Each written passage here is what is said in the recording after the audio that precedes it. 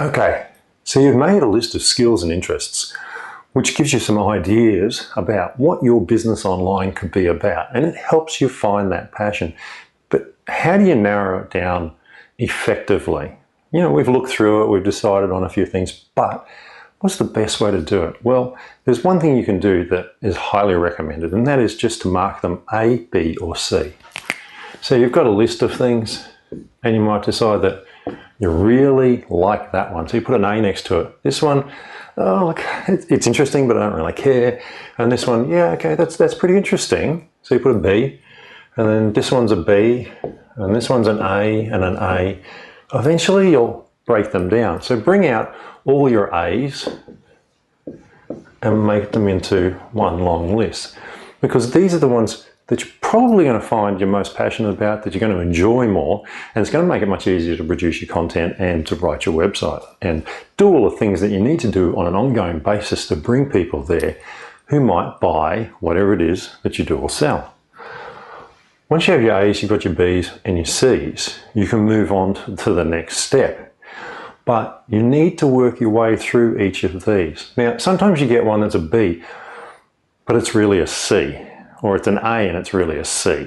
Now, generally you can tell the difference between A's and C's, but you know, it can depend on the day of the week and how you're feeling. So I would suggest that you make this list, you mark it A, B, C, and you break them down into lists, and then pick it up and put it away for 48 hours. Now, if you do it on paper, slip it into a drawer somewhere and then come back to it. If you're doing it electronic, we'll just save the document and shut it down.